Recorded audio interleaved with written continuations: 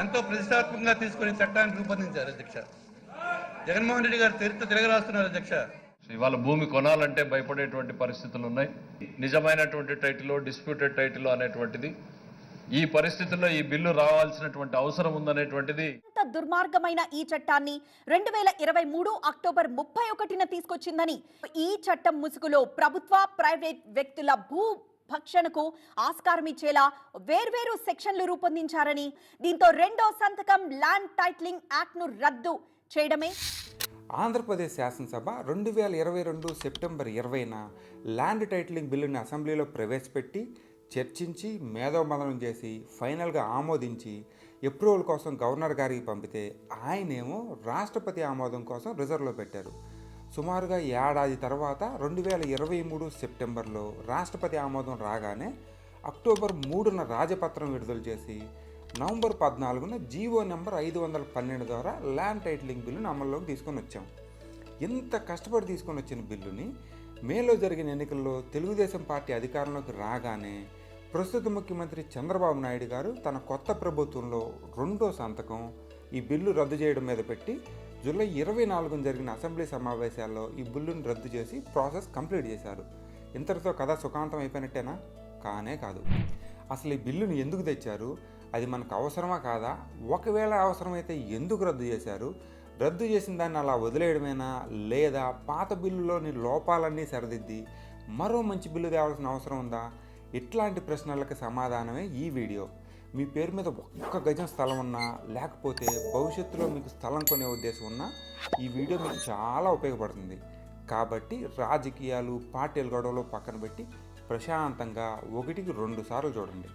ఈ టాపిక్ని బాగా అర్థం చేసుకోవాలంటే మనం ప్రపంచవ్యాప్తంగా అమల్లో ఉన్న భూ యాజమాన్య పద్ధతులు ఏంటో చూడాలి. వీటిని ఇంగ్లీష్లో ల్యాండ్ టైటిలింగ్ సిస్టమ్స్ అంటారు. ఈ సిస్టమ్ని మేజర్గా 2 రకాలుగా వర్గీకరించవచ్చు. ఒకటి డీడ్ రిజిస్ట్రేషన్ సిస్టమ్, రెండోది టైటిల్ రిజిస్ట్రేషన్ సిస్టమ్. ముందు డీడ్ రిజిస్ట్రేషన్ సిస్టమ్ ఎలా పనిచేస్తుందో చూద్దాం.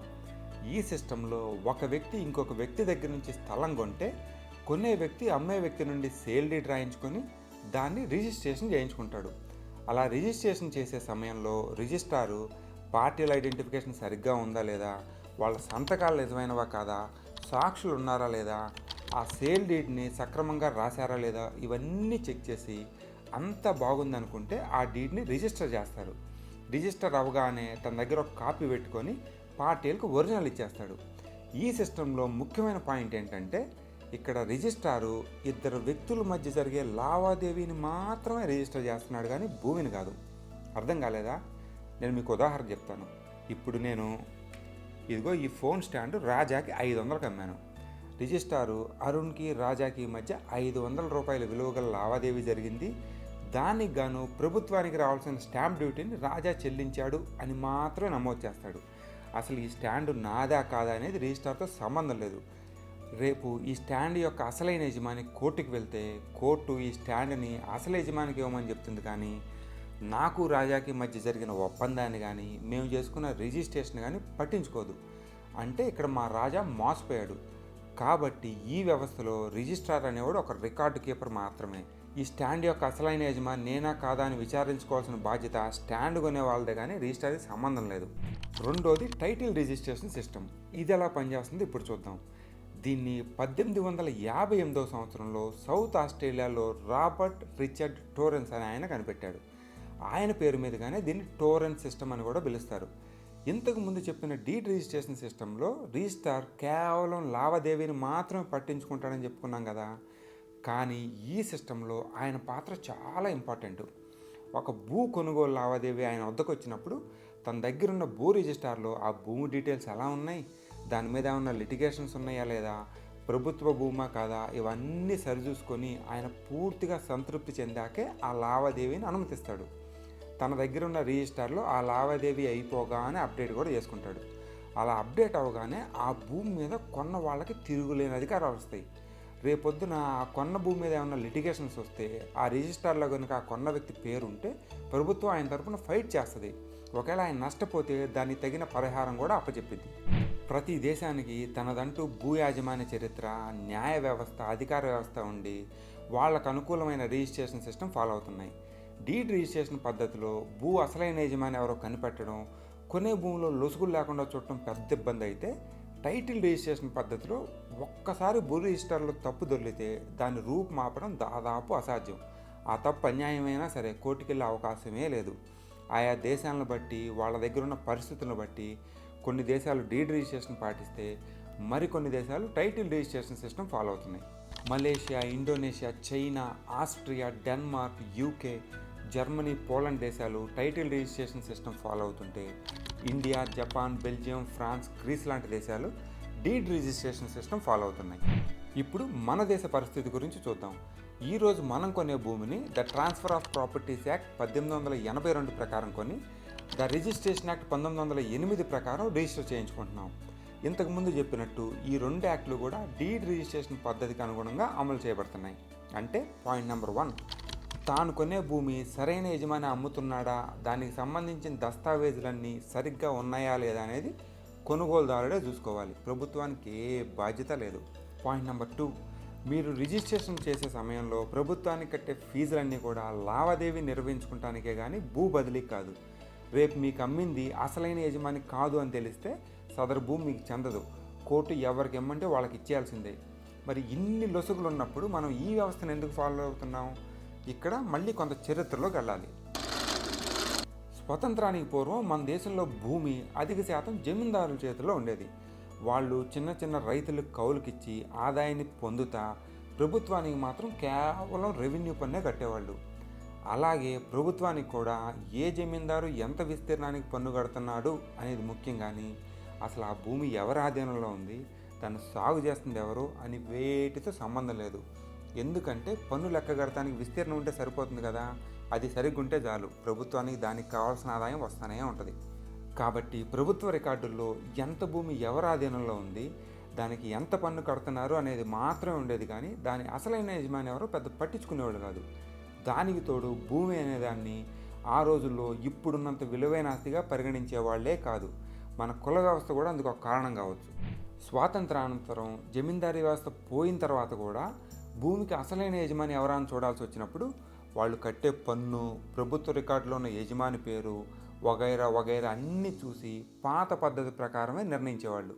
అంతేకాదు, ల్యాండ్ సీలింగ్ యాక్ట్ వచ్చిన తర్వాత కూడా భూ రికార్డుల మేనేజ్మెంట్లో ఎటువంటి మార్పు రాలేదు.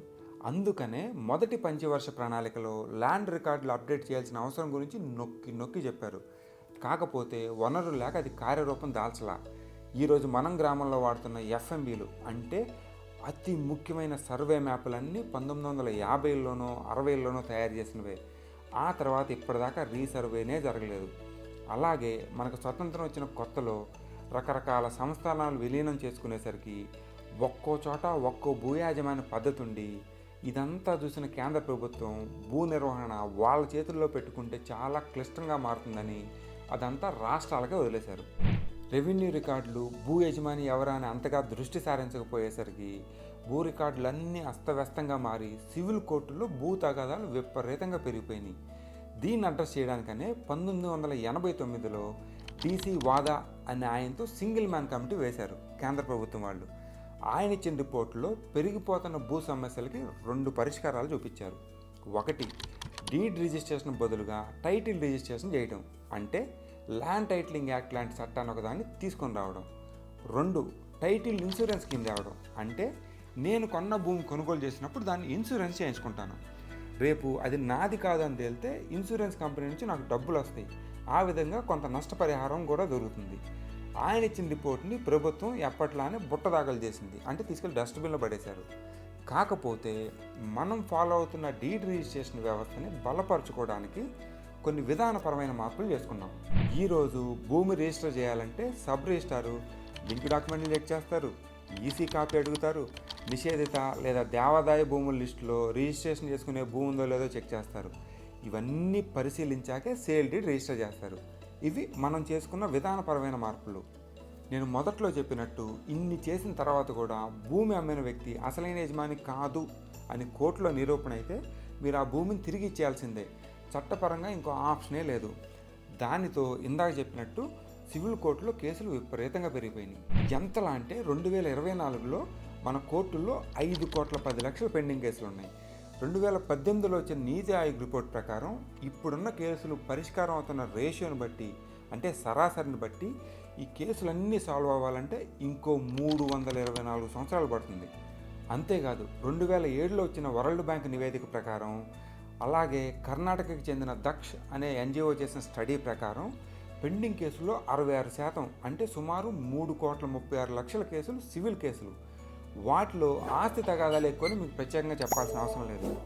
అలాగే ఇంతకు ముందు చెప్పిన నీతి ఆయోగ్ రిపోర్ట్ ప్రకారమే ఒక ఆస్తి తగాదా మీద తీర్పు ఇవ్వాలంటే కోర్టులకు పడుతున్న సమయం సరాసరి 20 ఏళ్ళు. అవును, 20 సంవత్సరాలు. ఇప్పుడు చెప్పండి, జీవితాంతం కష్టపడి కొనుక్కున్న ఇల్లు స్థలమో మీది కాదు అని తేలితే దాని మీద ఇంకో 20 ఏళ్ళు న్యాయ పోరాటం చేసే స్థితిలో మీరు ఉండగలరా? మీరు ఇల్లు కొనుక్కున్న తర్వాత ఏదో ఒక ప్రభుత్వ రికార్డులో అది అప్డేట్ చేయడం మర్చిపోతే దాని ఆధారంగా ఎవరో ఒక వ్యక్తి కేసు పెడితే మీ పరిస్థితి ఎలా ఉంటుంది? ఇలాంటి భూముల్ని వెతికి మరీ కబ్జా చేసే మాఫియా ఆల్రెడీ ఒకటి తయారైంది. ఖాళీ స్థలం కనపడితే ఒక పాకేయడం, సెటిల్మెంట్లకు పిలిచి బెదిరించడం, డబ్బులు గుంజడం ఇవన్నీ చేస్తున్నారు. ఆల్రెడీ రద్దయిపోయిన చట్టంలో ఉన్న మంచి చెడ్డలు అందరికీ చెప్పడం మా ఉద్దేశం కాదు. ఇంతకు ముందు చెప్పినట్టు పాత పాయింట్లన్నింటినీ దృష్టిలో పెట్టుకొని ఒక మంచి చట్టం యొక్క అవసరం ఉందని అందరికీ అర్థమయ్యేలా చెప్పడమే మా ప్రయత్నం. మీరు కొనుక్కున్న భూమి మీద భవిష్యత్తులో ఎటువంటి లిటిగేషన్లో రాకుండా ఉండాలన్నా, మీ ఆస్తులు ఎటువంటి ఇబ్బందులు లేకుండా మీ వారసులకు చెందాలన్నా ఒక మంచి ల్యాండ్ టైటిలింగ్ చట్టం ఇప్పుడు మనకి చాలా అవసరం. భూమి అనేది ఎవరూ తయారు చేయలేని ఒక గొప్ప వనరు. దాన్ని మనం సమాజానికి, అందులో ఉన్న అందరికీ ఉపయోగపడేటట్టు తయారు చేసుకోవాలి. కాబట్టి ప్రభుత్వం దీని యొక్క అవసరాన్ని కూలంకషంగా చర్చించి న్యాయవేత్తల అభిప్రాయాలు తీసుకొని అధికారులు కూడా సమయ నిబంధనలు పెట్టి వాళ్ళు కూడా తప్పులు చేస్తే శిక్షలు లాంటివి జోడించి ఒక మంచి చట్టం అమలులోకి తెస్తే ఇప్పుడున్న ప్రభుత్వం మన భవిష్యత్తు తరాల కోసం ఒక మంచి పనిని చేసిన ప్రభుత్వంగా చరిత్రలో నిలిచిపోతుంది.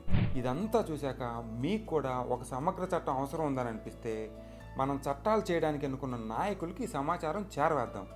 వాళ్ళపైన ఒత్తిడి తెచ్చైనా సరే మన భూమి మీద హక్కులు పొందుదాం. ఏమంటారు? సైనింగ్ ఆఫ్, మీ అరుణ్.